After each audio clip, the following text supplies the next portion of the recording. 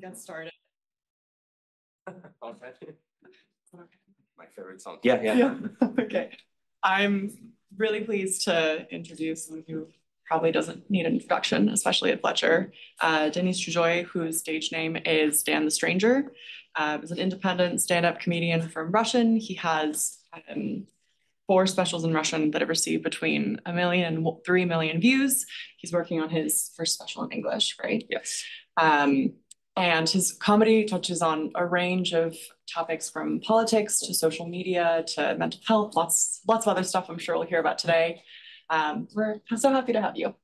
Thanks for having me. Thank you. Hi, everybody. How are you? Oh, and then I should also say that he is doing a show this evening at 8 p.m. in Boston, at Black Boston. He's kindly got a QR code discount for Tufts students, which is just Tufts. So I'll circulate the link in the group chat after. All right, lovely. Yeah. So we'll do about half an hour of questions, have some lunch, open it up to audience questions. I think I firstly wanted to ask you a bit about, you shortly after the escalation in February of 22 openly denounced the decision to escalate the war. What was that like, and how was that received? It was like I didn't feel like it wasn't a decision. It was like I felt like I should do it. It's like your like contract with your audience is that you be on the right side of history when something comes up. It's like a military contract, like you hope that will be no war, but if there's a war, you're contractually obligated to be the soldier for your country. And it felt like for the artist, it's the same thing that you should not be political all the time, but when there's a need for that, you should do something or say something. So I used all my social following to say that we're strong against the war, like the full-scale war and the smaller version of war, and it's a huge crime, it's a huge mistake, and I posted all over my social media, and for a few hours I had positive comments from my audience, from people from Ukraine, saying for the support. And I guess after 4 or 5 hours, people in pro-Kremlin media realized that something should be done about it, and I received dozens of comments from obviously bots. If you use Twitter right now, you know how a bot looks like those stupid pics and stuff like that, and 0 followers.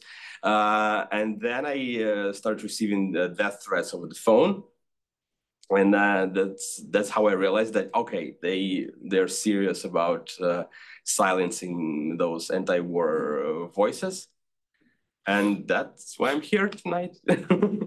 Was that an experience, in the conversations you've had with other comedians that left around the same time? Is that a similar experience to what they went through? It's like less famous comedians didn't receive the calls, yeah, but the rest was the same. So it was death threats.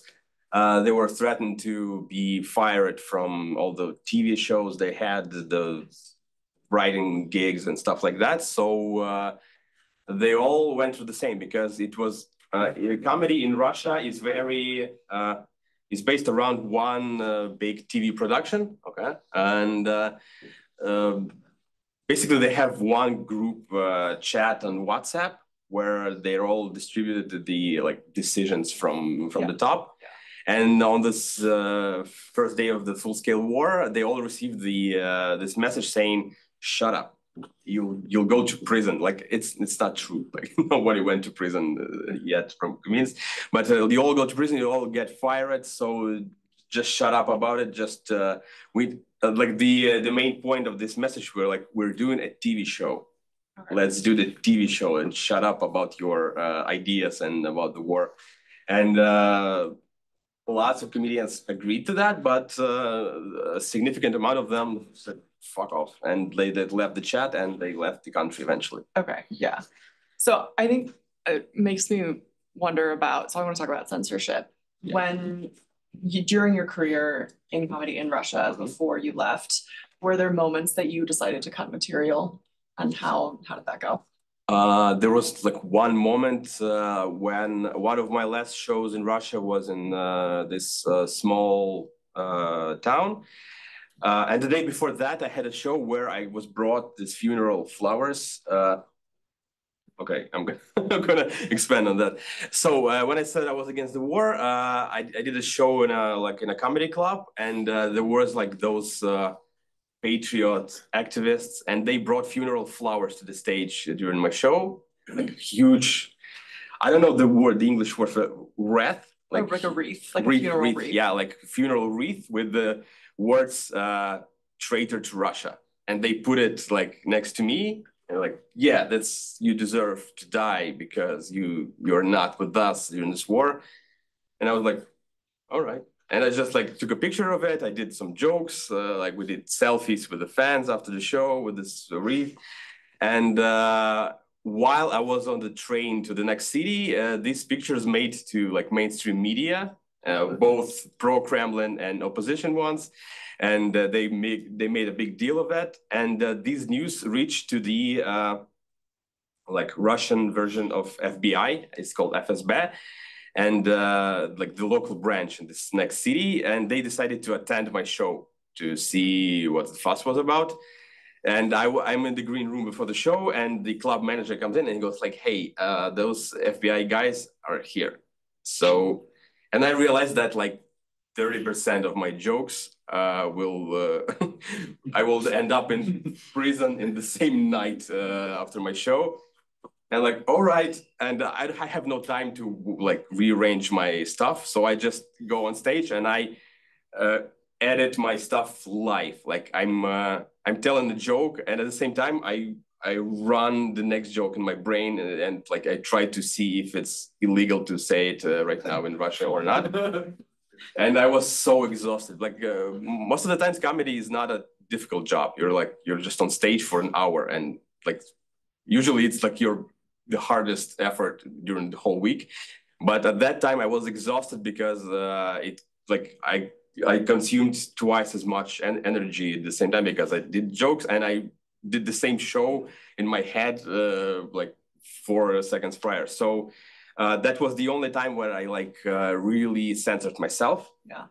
But censorship in Russia works really well, and for a while it was not an open censorship. It was like I tried to be on TV at some point, and I brought some stuff about like treating the veterans, like being proud of the veterans of the Second World War, but at the same time to treating them like shit at the same time. And I did jokes about that, and they worked in clubs really well.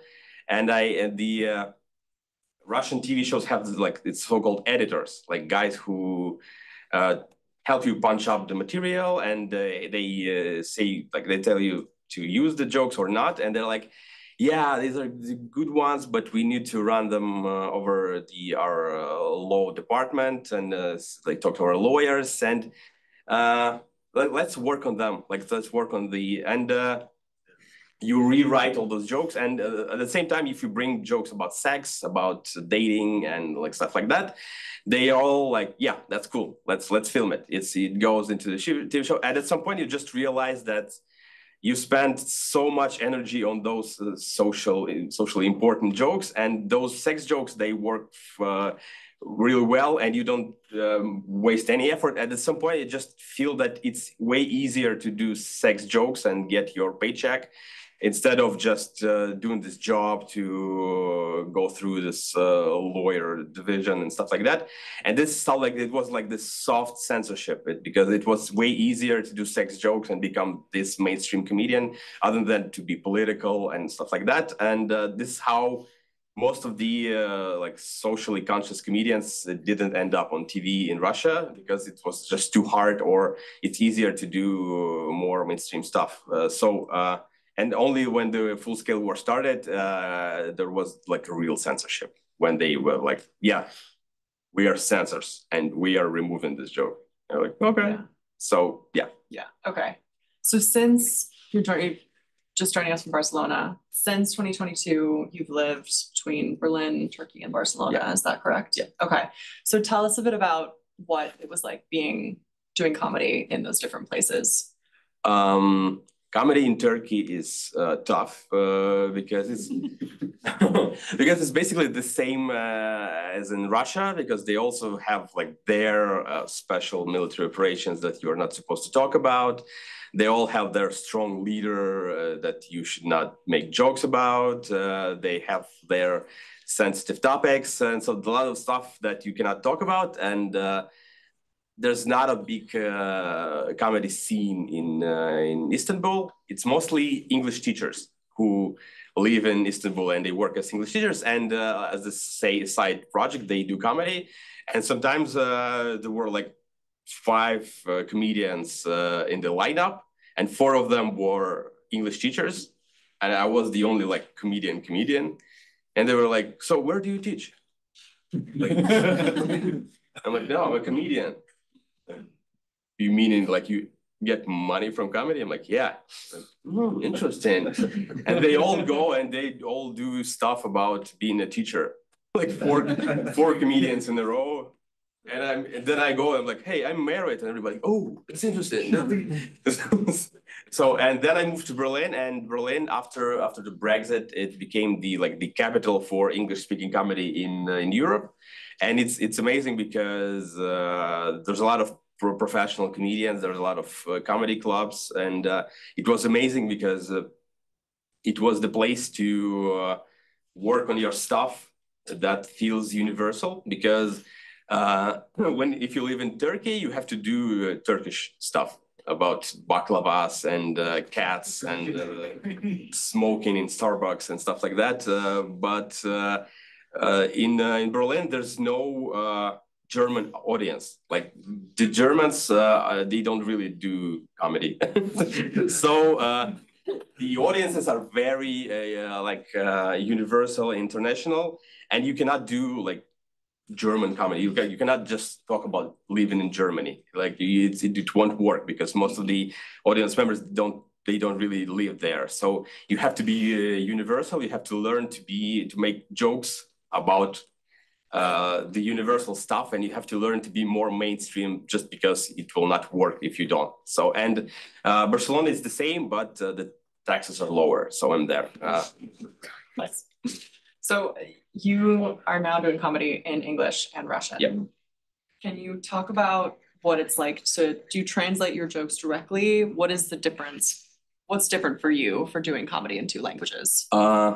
I feel like it's easier to do comedy in English because it turned out that the English language is way more like rhythmical. It's shorter, so you get faster to the punchline. Because I realized that in Russian, it takes forever, because the Russian language is like, it's about winter, like 9 months of winter, and you're slow and you're sleepy, and the language is the same. It's melodic, but it's long. You have to like learn to get to the punchline at least in 1 minute. In English, if you listen to the comedy pros, they can make a joke in every 7 seconds or so. So it's way easier to write jokes in English because you get to do more in the same amount of time.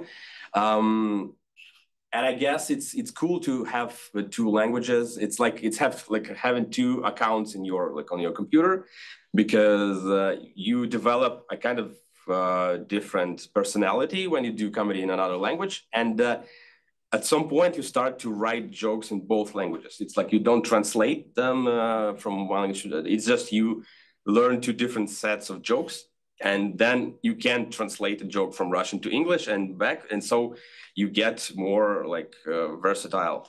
Yeah. So yeah, that's really helpful. I don't know why you learned Russian, but it might help at some point. You have lots of Russian students in the audience. So okay, that's more understandable. Okay.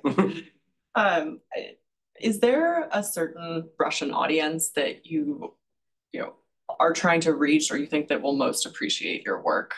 Of course, I want to be universal, but I'm trying to reach the IT and tech professionals, because they have money, and And I mean, those IT guys, they saved the Russian comedy in Exile during 2022 because they all left even before us, before comedians. They all left and they found their like a job in international companies way quicker. So at the moment, at the time where I reached Europe with my comedy show, there was a lot of the audiences consisted of those IT professionals, and it was easier to like keep yourself afloat because they had money. And now it's also cool because I started doing comedy in English, and now those Russian IT guys, they bring their Indian friends from the IT companies, and now like it's like 30% of my new audiences are from India, and like it's a great growing market. They also have money, so that's my main goals. Yeah, IT professionals. Okay, yeah. You mentioned the media that you use. Yeah. Can you talk a bit about why you mainly use social media and YouTube, and then versus like more traditional media sources? Mostly because the traditional media are not available to me. I mean, to use the traditional media like TV and like newspapers and I don't know, it's harder because you have to be a fully developed artist to reach these mediums, these audiences, because they don't need newcomers. Everybody needs like a fully grown professional that can like it's ready to go. It's ready to bring money to the channel, to the production company, and that leaves no room for experiments because if you want to talk about mental health and like video games and politics, these topics like 6 years ago were not available in Russia at all because the TV producer would say, no, no one's interested in those jokes about video games. And like, what the hell? Everybody plays video games. And like, no, our audiences do not. And you're like, okay, let me try it on YouTube. And turns out a lot of people like those jokes, and I wouldn't do them if I didn't try on my own because like I tried it to be on TV, and you realize that it's not interesting to do only those jokes about being married, renting an apartment in Moscow, and riding cheap cabs. And that's like three topics that you have to base your whole set about. And it's not interesting.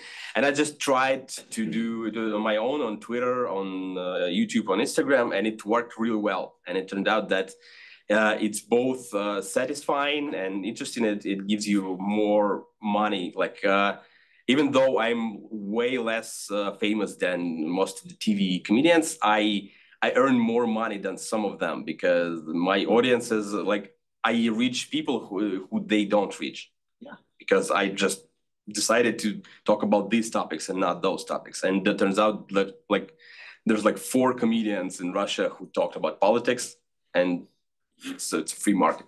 Yeah, yeah. So you mentioned earlier sort of your approach to handling sensitive material. I want to ask you about how you approach that. I'm also thinking about the war. Mm-hmm. Do you talk about it? Do you not? How do you approach it? Do you try and make jokes about it? How does that go for you? I only make jokes about myself in that way. I mean, I cannot make jokes about like the victims of the war, obviously, and there's no there's no real point of talking about like, Vladimir Putin is bad, and everybody's like, yeah, it's like there's no surprise in it. There's no interest in taking it. So I just talk about myself, like about the amount of trouble I got into after I spoke against the war, or about being like representing the country that is at war and like being a normal guy from this country. Like it's all about me, but like experiencing all the stuff, including the full scale war. And it's hard in terms of the mental health when you only shit on yourself, but it's like I didn't really have any trouble with offending normal people. So Yeah. that's the price I'm willing to pay. And so yeah. Are there role models in comedy, sorry, in Russia, in the US, elsewhere that whose work you especially admire, and kind of what about that do you try and bring into your work? In Russia, I guess no, because the comedy scene in Russia is pretty young, so we didn't have time to like develop our idols. So like all of the famous comedians, you know them like personally, so you cannot really admire them from this distance. I only admire like writers like Sergei Dovlatov because he managed to develop this persona of being at the same time really funny and at the same time really deeply sad, and that's the my goal is to like describe these like feelings of a person who's normal, who wants to be happier at the same time seeing the ultimate like that it's impossible to be entirely happy with like this Russian soul that just stops you from being happy all the time. At the same time, you try to be funny and try to find joy in your life, and that's my role model in terms of Russian comedy. My favorite comedian in the US is Mike Birbiglia because he manages to be kind like in his comedy, like although he writes a lot of jokes, but none of them are aimed at people who suffer from anything. So like he manages to build a huge body of work without like offending anybody. And of course, Jon Stewart and oh my gosh, John Oliver, like this type of comedy. That's my ultimate goal to create a show like that, because we would always try to do something like that in Russia, and we'd always like realize that it's you don't have money to like for all those researchers and lawyers to make those kind of jokes. So I just look at them and admire this ability to try and make some change in the society with your jokes. Yeah. Cool. You're going on tour. You're on tour as we speak. Where are you going, and what are you most looking forward to? I look forward just everything. I'm just happy to work because when the war started, I thought that I was done because I didn't really speak English in 2022. Like I just because why would I? And then I moved to Turkey and I realized that there's no Russian shows at all, but I want to do comedy like anyhow. So I just found those English open mics, and it turned out that it works. And I was so happy to like have my job back. Like, oh, it's still possible for me to do my job, even though I at the moment I thought that the Russian culture, the Russian language was done like forever. Like no one will ever speak Russian outside Russia ever again. It was obviously a mistake, but at that moment I thought that I either switch to another language or I just look for a regular job. So I was so happy to be able to speak English and make people laugh. So right now I am just happy to be in any city that can have me. So I'm here tonight. I'm in Chicago, Minneapolis, Seattle, Portland, all those IT cities, and New York, Los Angeles, and then the UK, and I'm done. Okay. Well, thank you so much for being here. Busy schedule. Thank you. Thank you so much. Thank you. All righty, we're gonna go ahead and restart. So we have a few Russian students from Tufts in the audience. So we'll have questions in Russian and English. If you ask a question in Russian, just translate it to English for the sake of everyone else who doesn't speak Russian. And yeah, who would like to kick it off?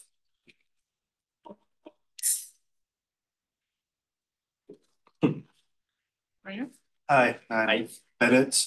I've seen you twice now, once in Istanbul, once in Belgrade, in Russian. I didn't even know you spoke English until today. Anyway, my experience is that you are a real celebrity. amongst these diaspora Russians and very cherished because of, there's a lot of sadness right now in the diaspora. And so you're talking about I even know you did gigs in Istanbul at the comedy club, so I just thought it was on Russian stuff. So how does it feel kind of going from this space where you're like beloved people who think you're an English teacher, and how do you adjust to sort of this whole new country where no one knows who you are, this whole kind of English speaking culture?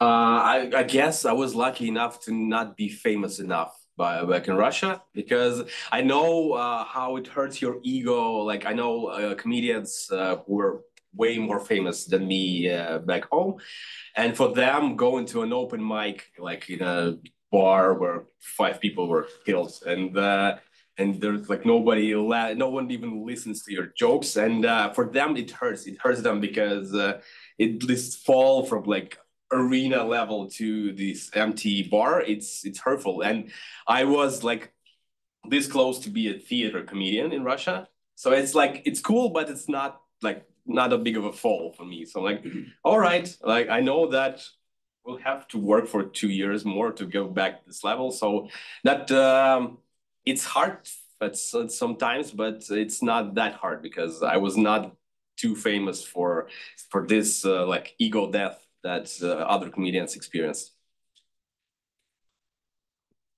We had a question behind in the black.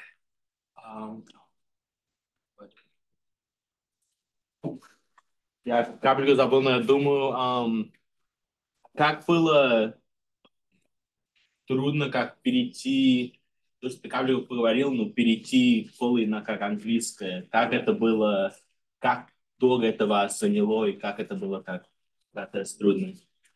Can you translate that question? Like how was the process, of like transferring into English and like English comedy, and like how easy was it? Because you did talk about it a little bit, but like just how quickly did you pick it up? How easy was that experience, or hard was that experience? Should I answer in Russian or?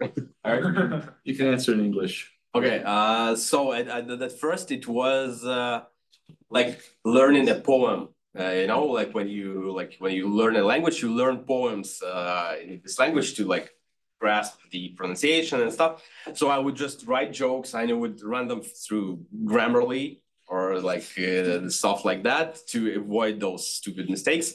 And I just like repeat them for like 10 times in front of a mirror, like holding like my wife's deodorant in my hand, and I would go to an open mic in Turkey, and it always take like 90 minutes to get to this bar because Istanbul is huge, and you had to take a boat to go to an open mic, and I just like had all this time to repeat my jokes all the time, and it took like I guess like after like 6 months of doing it, I just learned to like actually speak English, not to like just be a tape recorder for yourself from 2 days ago, but like actually speak English. And after that, it became easier because now like you can just write a joke and you can tell it on stage the same day. And it's like a new experience for me in English because before that, I would just like, okay, I wrote this joke and in March, I will be able to tell it on stage. And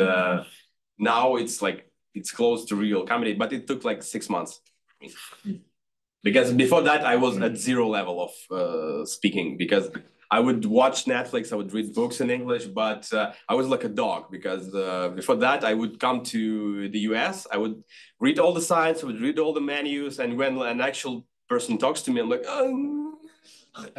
and I would just show like a Google Translate on my phone, like cappuccino, and she's like, okay. So yeah, 6 months. Okay. Can you talk about how immigration has affected your connections with family and friends back in Russia? Do you still Oh my God, okay. talk to them? Do they have pro-war views in some cases? Are they also interested in leaving? How is your connection with Russia kept up? My connection with my family, it's complicated because they all like the TV victims, TV people, they all watch TV all the time. And of course, at the moment they were shocked like to hear that I'm against the war, I'm against Putin. They were like, oh, for them, it was like impossible. Not like, it wasn't a matter of opinion. It was like, they were like it was like I grew a third hand. Like, what happened? How can you be against?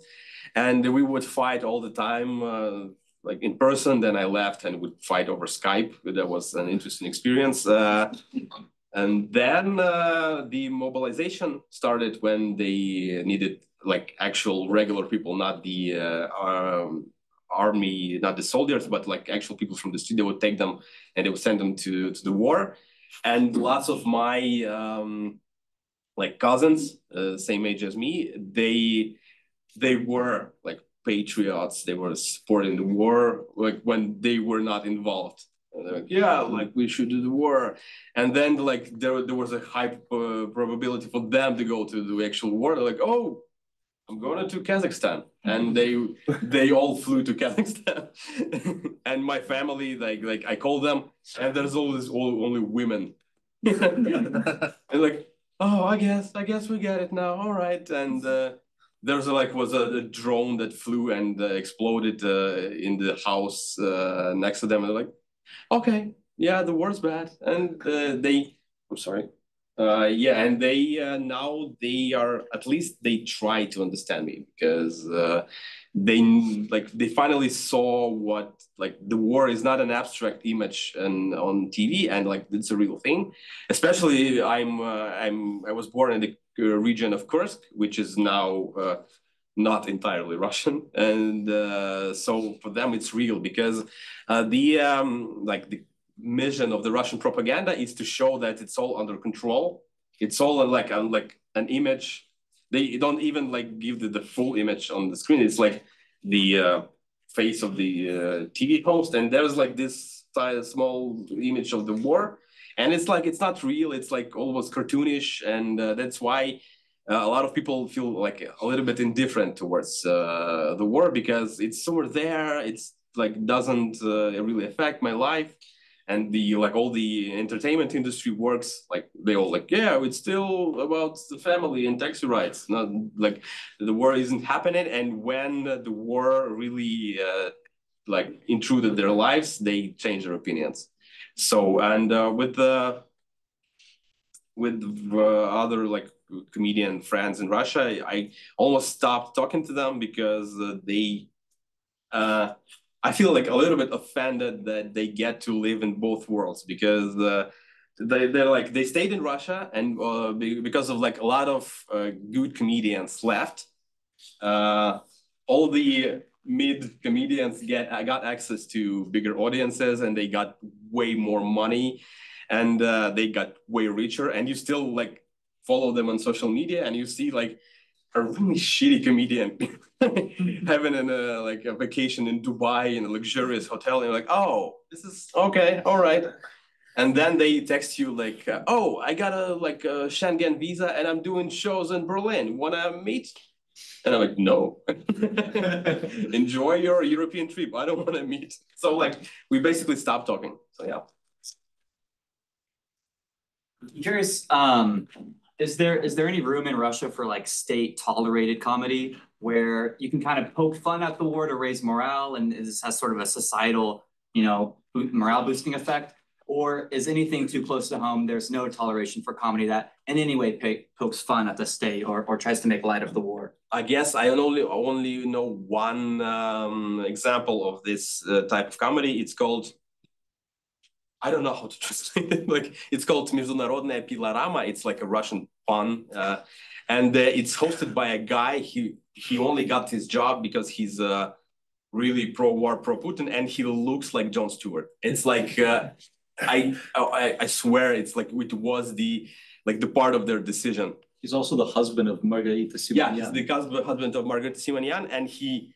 Like they recreated the studio of Daily Show, and he kind of looks like Jon Stewart, but the level of comedy is horrible. It's horrifying. Like they had to hire writers from smaller Russian cities, because nobody in Moscow would do it, because for ethical reasons, because like even the writer is pro-war. He's like, I don't want to do a shitty job. I want to, like, at least I will do like something abstract, but not this horrible shit. So, and it's the only example of this type of comedy because it's approved by the government, and he's the husband of one of the most prominent propagandists. So he knows all the red flags. He knows how to write those jokes, and all the other like younger comedians. For them, it's too dangerous to cross this line. And like you can go to jail even if you're a war supporter. So like nobody risks it. So yeah. Thanks. Thank you. I will ask a question in Russian, then translate it into English because I think it's fun, but also this will give you more time to prepare. Oh yeah, thank you. Вопрос. Это школа права и дипломатии, поэтому дипломатический вопрос. В России много шуток про американцев всегда было. Михаил Задорнов, шутки про американцев. Comedy Club много шутит про американцев. В Америке тоже есть как своя традиция шуток про Россию, про русских. Что ты думаешь про это? И видишь ли ты себя, свой тур как-то в этой традиции? So the question is, there are a lot of jokes in Russia about the Americans. The famous Mikhail Zadornov joked a lot about the Americans. The Comedy Club show makes jokes about the Americans. And there is a tradition in the United States of jokes about Russians in Russia. Do you see yourself part of this tradition? And what do you think about this mutual understanding through jokes? I don't think it's like it helps in any way, like because this type of comedy is really like reductive. It's always like it's based on stereotypes, and they're always false because this Mikhail Zadornov, comedian from Russia, he based all of his skits on how stupid the Americans are, and then he would like don't make assumptions, and you're like all right, okay, and then you look at the way Americans live and like, why do they live way better than us if they're so stupid? Why? How does it work? And you like stop like believing those stuff. And when you stop believing, you stop laughing, basically. And I don't really know about the American jokes about Russia, except like Vladimir Putin and falling from the windows and stuff like that. So I think it's also like based on some stereotypes that they do not update fast enough to be like the source of information, source of like some diplomacy in the relationship. So I want to be a comedian who does not hide that he's from Russia. I'm not like, I will not exaggerate it, but I'm like, yeah, I'm from Russia and I'm normal. It's my whole goal of doing comedy. It's like just to be a normal person from Russia. And I don't want to like talk too much about me being Russian, but it's like, I wanted to be implicit, you know, like when I did comedy in Russia, I wanted to be like, I didn't want to highlight my political views that I'm against Putin. I just wanted to sound implicit, like, yeah, it's just, I'm Vladimir Putin's fucking moron. Yeah, it's obvious. Why are you surprised? Like, I wanted to be like this guy who just serves as an example of this type of person, not doing like not building my whole personality around it, but just being this person. And I want to do the same with being Russian.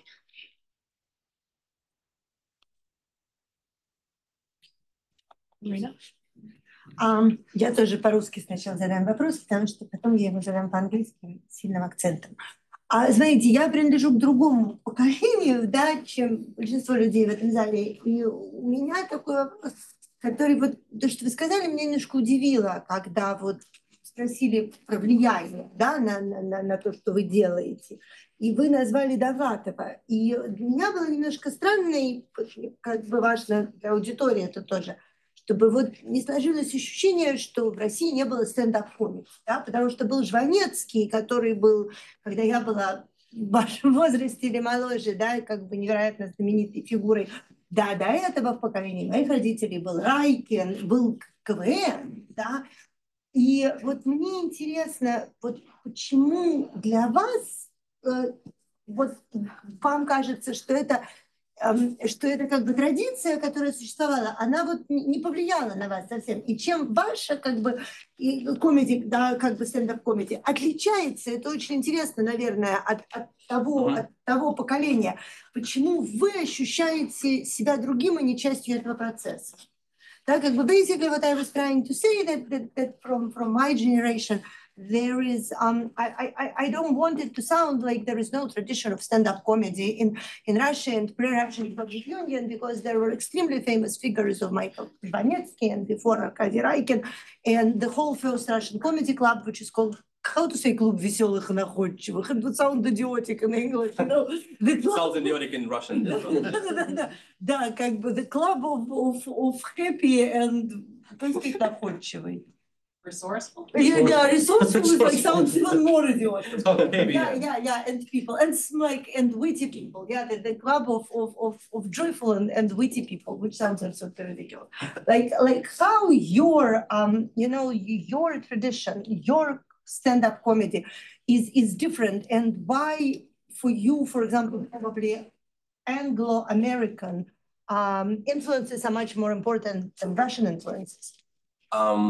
First of all, I want to say that I have a really low self-esteem, so I don't. It's weird for me to even like talk about being a part of some tradition. Like it's like those guys, and then you. I don't feel like I'm the part of it. I'm just a guy. I don't. I cannot name myself like one of those comedian figures. Of course, I was influenced by all of those people, and it just.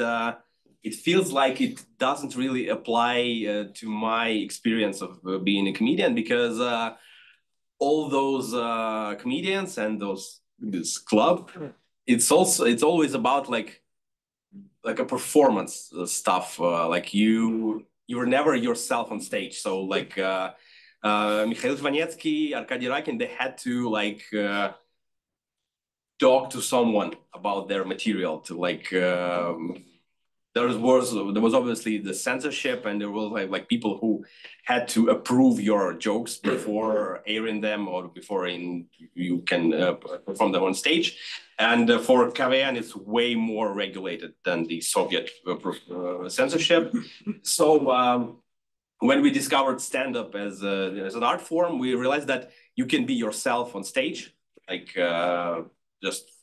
You can really literally write a joke on your way to the stage and perform it, and it will be legit. And it's so different from this old Russian and Soviet tradition of comedy, because you feel like it's way like it's super polished, and those Soviet comedians, they were always playing characters on stage, like or like recurring characters, or like a character that is created for this particular monologue. And stand-up comedy is more about being yourself, like exaggerated version of yourself, but still yourself.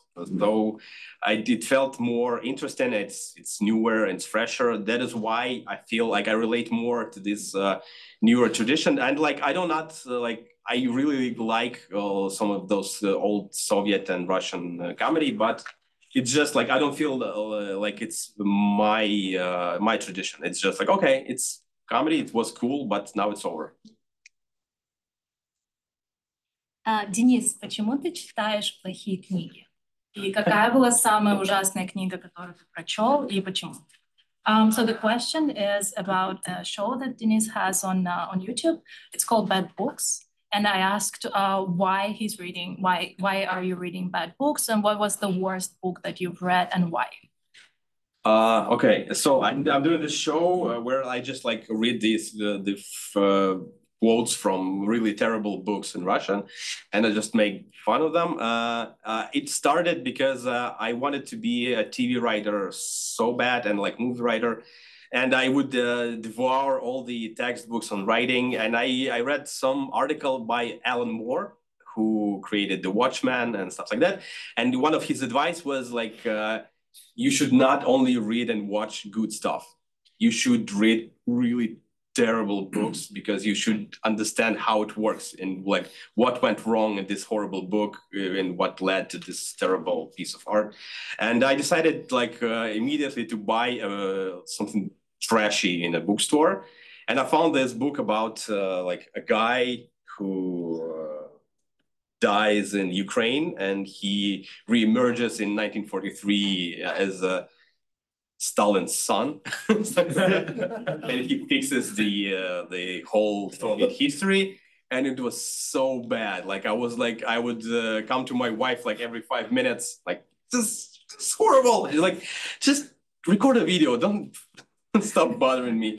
And I just recorded the video, and it became popular, and I just kept doing it. And like it really helped because sometimes I would write like I would write on a sitcom, and sometimes I would see myself go into the same territory. Like, oh, you're like one of those guys now. It's like stop, like go back, come on, Zach, come on, Zach. It's like you're there now. So it really helps to be exposed to really bad art to create better one.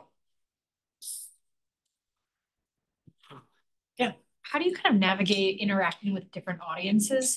I know just on my Instagram feed, I see videos at American comedy shows where there's hecklers or, you know, we're very verbal in response. We're going to make ourselves known. How is that different with some of the other audiences that you've had, and how do you kind of adjust how you approach your set?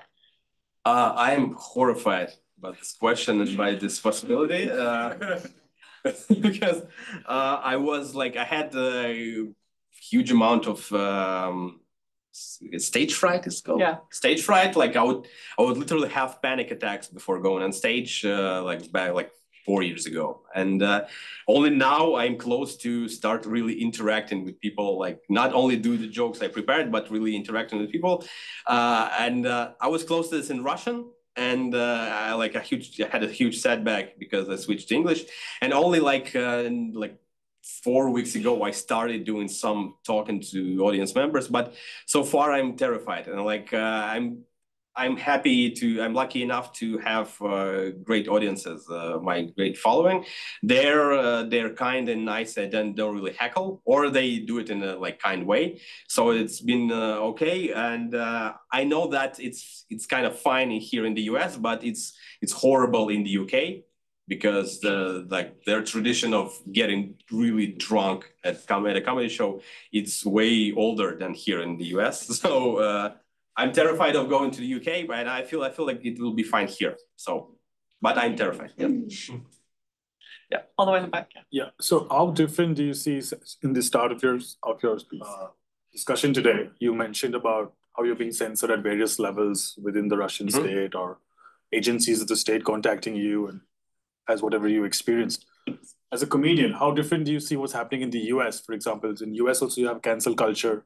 A lot of comedians were canceled, for example, Dave Chappelle, Joe Rogan, etc., for saying things not against the state, but against whatever they felt, because they felt comedy is a space where I should will talk and make fun about everything in society, right? And US has the First Amendment. So how do you see a difference between what's happening out there and what's happening out here? Because it's almost the same thing. I want to be canceled like Dave Chappelle. I mean, you're popular. The amount of money he earns after being canceled is tremendous. It's like I don't know. For me, it's like it outrages me to even listen into those rants, like by Ricky Gervais and by who else? Joe Rogan. Like, and they say that, oh, I'm gonna get canceled, and they say that like in Madison Square Garden or like on a like arena, like, yeah, they're gonna cancel me. Then you read the news that this special was acquired by Netflix for $20 million, and then you open Twitter and you see Ricky Gervais promoting vodka on Twitter, and you imagine how big his audiences are and how much money he makes. You're like, he's not canceled. I mean, like it feels like to me, like I don't know if it's true, but for me it feels like an excuse to be a lazier writer. You're like, yeah, I'm gonna get canceled for this joke, but I'm gonna make it anyway. Like, write a better joke. Like, try to be not it's just like write jokes and nobody cancels you. I haven't seen a really canceled comedians like except Louis C.K. and still like the ovation he gets when he goes on stage. You're like, oh, all right, great great work, cancel culture. So do you think it's the same what's happening, what you experience is the same thing happening in the US? For me, like I could go to prison, and that's cancel culture.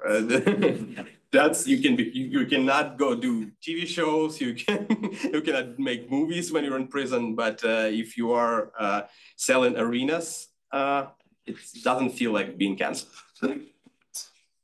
Should we take one more question? Yeah. Извините, я плохой говорю по-русски, но можешь сказать один твой любимый шут по-английски? Could you tell one of your favorite jokes in English? Oh, If okay. you can just have like 15 minutes or 10 minutes, you know, and do some jokes. Do you want to give us a sampling of some of the things? So tonight, everybody, there's going to be a show with Denise. It's going to be at Laugh Boston. Yes. And there's a 30% discount code. So if you use the word Tufts, you can get a discount to see his show. I will be there. Some of our current and former visiting scholars will be there. If anybody wants to tag along, you're more than welcome to. Let us know. We may even have some rides. But Denise, go ahead. Should I make like jokes in Whatever you'd like to do. in English? In English, maybe some in Russian. Yeah, welcome my personality disorders. Okay, so I'm gonna try to make jokes that I do in Barcelona because I usually go on for people who don't know me. So I try to do jokes. So I go and I say, hi, my name is Dan. 2 years ago, I was a Russian comedian. Then I spoke publicly against the war, and now more of a traveling comedian. I've lived in Berlin for a while. Then I spoke to my German landlord. He said, so Dan, you've lived in Germany for a year now. What do you think? And I go, Germany is amazing. I love it so much, but sometimes I still feel like I'm a second-class citizen here. And he goes, no, Dan, don't say that. You're not a citizen. So, and that's my whole experience in the last 2 years. And the horrible part is that I agree with him because I feel like shit all the time, even beginning back in Russia, because I went to prison for making jokes, and I had to hire a lawyer to protect myself from the Russian state, and it was an interesting experience working with a lawyer as a comedian. It's an interesting duo, a comedian and a lawyer, because basically you work as co-writers. You meet several times a week, you sit down and you tell your lawyer all of your stories, all your jokes. But unlike your comedian friends, your lawyer tries to remove all the funny parts from your stories because the funny parts are the ones you go to prison for in Russia. So we kept removing them until the very last moment. We were already in the interrogation room and the cop was about to enter. And my lawyer kept saying, don't make any jokes. Don't entertain anybody right now. I'm like, all right. And the cop comes in and he goes, we have some questions about one episode in your show. And the rest of the show is amazing. So funny. And I go, this man has a great taste in comedy. I have to tell him all of my new stuff. And I see my lawyer across the table. He's like, I'm like, all right. And I just answer the questions, and I don't give out too much information. At some point, the cop leans into me and he goes, I know this is weird. I don't often talk to comedians myself. And I go, do you usually talk to musicians? And my lawyer is like, can we talk in the hallway? And when you go out, he's like, what the fuck are you doing? And I'm like, I need this stranger's approval. And he goes, it's not approval, it's a cop tactic. He pretends to be your friend to get more information from you. Don't fall for that. He's not your friend. He's not even a human being. Think of him as a dog. He's a dog that came to eat you alive. And I go, I love dogs. Like, shut the fuck up, idiot. So I moved to Germany and I applied for a freelance visa, like an artist visa. And I recently found out that it's not a German artist visa, it's a Berlin artist visa. I am legally allowed to live in just one city in Germany. Like if I wanted to live in like Munich, they would say, no, normal people live in Munich. Just stay in Berlin with artists. Just don't bother normal people. People in Munich pay taxes. Don't you fucking ruin it. Don't even talk to them. And I Google, if you want to live as an artist in Munich, you have to have like some kind of contract with Munich theater or opera. That means to live as an artist in Munich, you have to be a good artist. To live as an artist in Berlin, you have to be an artist. That's way easier. You just come to this appointment and you say, hi, I'm an artist. And they're like, all right, this is art, obviously. Or you can just come to this appointment and you say, hi, I'm an artist. And like, how do you prove it? And you're like, my mother is disappointed. And like, welcome to Berlin. That's all we do. And it's amazing. It's amazing to me that Germany has like, it's written in the law that you can be a creative person, and like nobody else has that, because I started traveling with my shows and I started saying that I'm a comedian at the border control, and it's always the same. You give your passport to an officer, and the officer usually talks to your passport, not you directly. But if you say something wrong, he gives you the look. Like, for how long are you staying? 2 days. What do you do for a living? I'm a stand-up comedian. It's always this long stare, and I wait. And then I say, detention room? And he goes, yeah. And I've seen a lot of detention rooms, and my favorite detention rooms are in the United States because they always have posters in it. It's interesting to sit there. Last year I flew to Texas, and I was immediately sent to this detention room, and I sat for 40 minutes in this detention room in front of a poster about human trafficking. And it said, if you are held somewhere against your will, call this number. I'm like, is this a test? Am I supposed to read out my officer? But usually it ends well, because usually I see through the glass the officer sitting down at his computer with my passport, and he usually opens Google and he Googles my name to verify that I'm a real comedian. And usually he finds my YouTube channel and he starts watching my stand-up specials on YouTube. And for me, it's cool because I'm an independent comedian. I need more views, so that's fine. I'm especially happy when he has to skip 2 ads before my stand-up clip. I think I might not get into this country, but at least I will get 12 cents from it. So that is fine. I have a weird relationship with YouTube because it's a love-hate relationship. Because 2 years ago, I was living in Russia, and I recorded a video saying that I would leave Russia and I would switch to English in my comedy. And some guy left a comment. He said, I hope you'll get really, really famous, and the whole world will see what a shitty comic you are. Thank you. So that's the part of the set.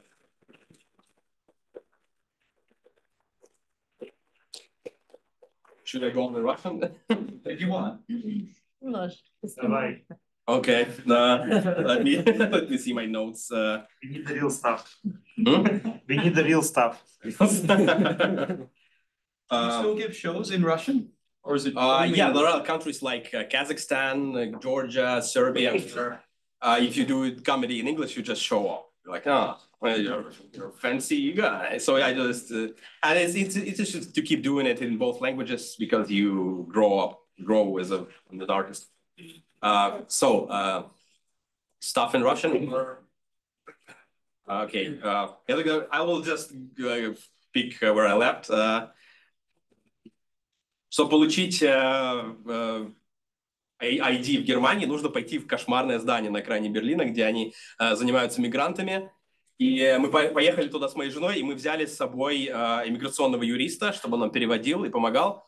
И прямо перед входом он нас останавливает и говорит, вы должны знать, что сейчас произойдет. Вам зададут вопросы, посмотрят документы, и в конце спросят, какого у вас цвета глаза. Чего? Да, такая процедура в Германии, они заносят цвет твоих глаз в твой файл мигранта, а я как бы немножко знаю историю Германии, и поэтому я к нему подхожу и говорю, а есть правильный ответ на этот вопрос? И он такой, нет, больше нет. И мы заходим внутрь, он задают вопрос, смотрят документы, и говорят, какого цвета глаза? И я говорю, голубые. Моя жена говорит, зеленые. И они сразу одобряют мою визу, а мою жену отправляют на интеграционные курсы. Потому что есть правильный ответ на этот вопрос. И мы погуглили, моя жена должна была прослушать 700 часов интеграционных курсов в Германии. Она должна была 700 часов слушать про политику и культуру Германии, пока ее глаза не станут голубыми. Видимо, and so on and so on.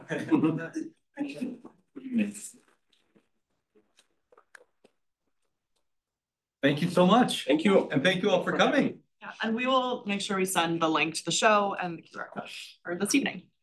Thank you so much. Thank you for being here. Yeah. Thank you. And a special thank you one more time to the Tufts Russian program for bringing some of the students. It was great to have you all here. And you're always welcome at the Eurasia Club and the Russian Eurasia program at Fletcher. Yes, and I want to introduce, if possible, for everyone from Russian 21. This is Eric Burakovsky, the director of Russian Eurasia program at Fletcher. Please make contacts, make connection, come to the conversational hour on Monday next week. It's on Wednesday. Yes, just once because of Yom Kippur. Next week, it's going to be on Wednesday evening from 7 to 8:30 at the program office, but in future weeks, it's usually on Mondays. Mondays, 7:30. Yes, Thank you, so Marina. please And come. once again, Denise. And big round of applause.